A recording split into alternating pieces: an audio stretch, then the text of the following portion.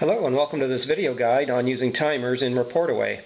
Timers were introduced in ReportAway Standard Edition Release 1.5 and ReportAway for FreshBooks Release 2.1.2.2. We're going to use an example of visiting a client and timing that, and we're also going to run through some of the features and behaviors of timers. They're really simple to use, and I guess the real advantage for anyone who wants to use them is that if you want to just time an activity that you're performing, it's really 3 clicks from the main screen here to get there. So let's get started. First of all, those of you that are familiar with ReportAway are going to notice this new graphic component at the top. We call it the ribbon, and we've moved a number of buttons up there to make the user interface a little more compact and user-friendly. Now, to start a timer, you simply go to the timer button and click on it.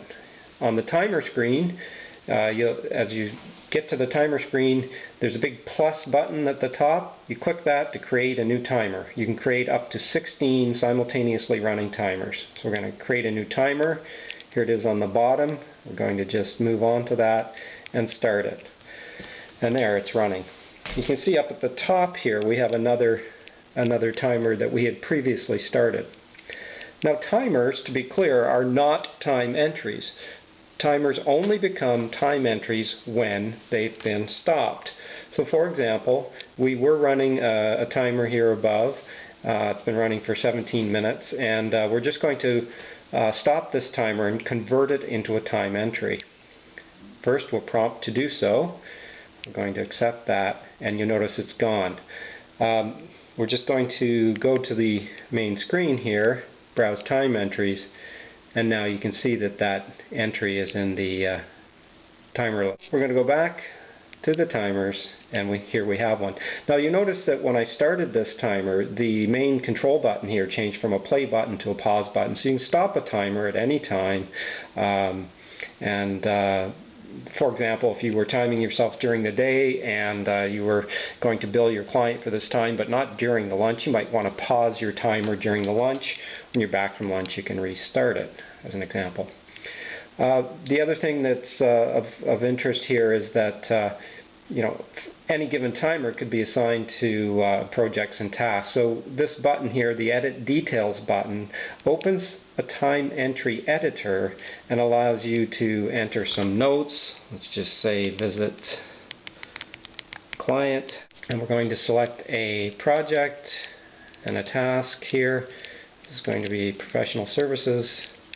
We're going to set to billable, and we're going to save that.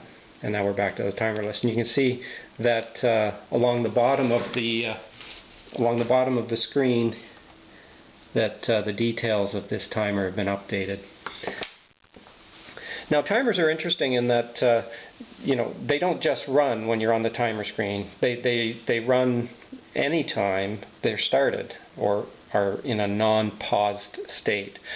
And that's true whether your BlackBerry is running the ReportAway application or whether you've exited it. It's also true of whether your BlackBerry is doing other things. For example, if you were to shut down your BlackBerry, remove your battery, the timers are still effectively running in the background. They're keeping track of time as long as they're in a running state.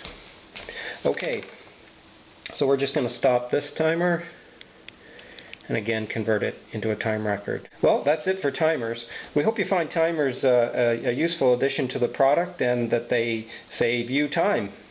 Thanks for watching.